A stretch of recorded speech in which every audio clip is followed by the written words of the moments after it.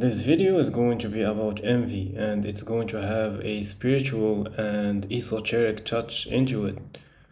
So, my name is El Mehdi, and the literal meaning of the name is gift, a gift, someone who's gifted. And under the right context, it also means someone who is wise, someone who is guided. So you would wonder, why would it be that someone who's considered to be a gift be at the same time guided or spiritually wise? So I'm going to read to you one of my favorite parts of the book, the Kybalion, and it is as follows. This is what spiritual development means: the recognition, realization, and manifestation of the Spirit within us. Try to remember this last definition, that of spiritual development. It contains the truth of true religion. So basically, this book speaks about 7 of the laws of the universe. At this stage, to me, they are all the same. I'm still finding it difficult to distinguish all the nuances between the 7 laws.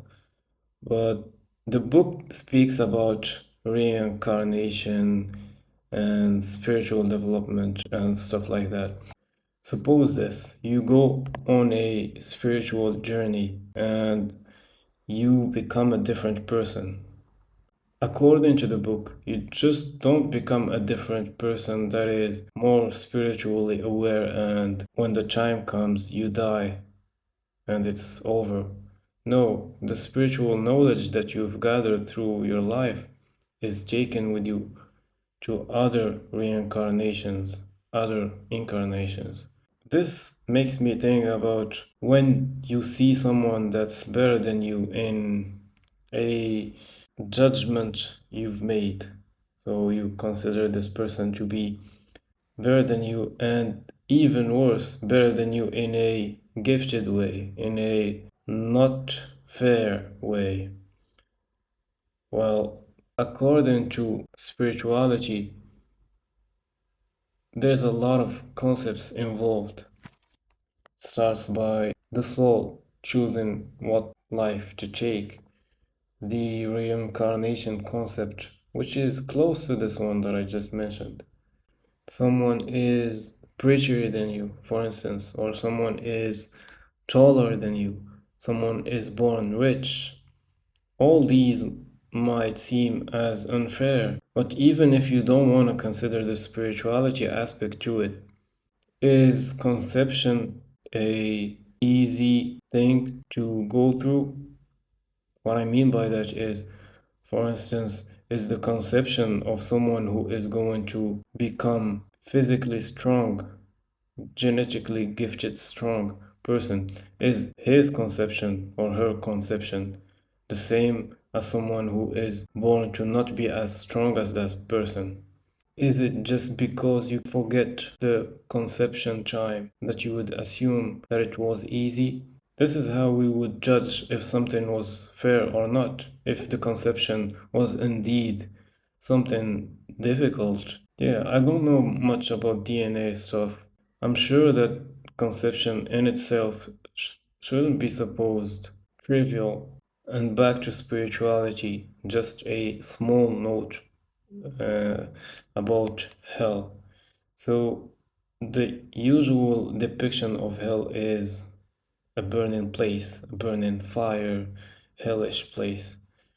But it doesn't get there based on my understanding of the book right now.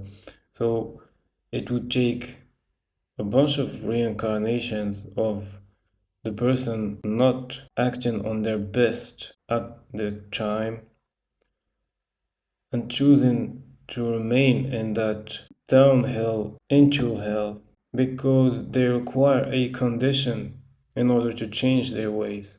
They're being conditional, which is not how you act in your best at the moment. Therefore, decrement from incarnation to incarnation, worse to worse, until you find yourself in a hell, dense, one of the worst places ever.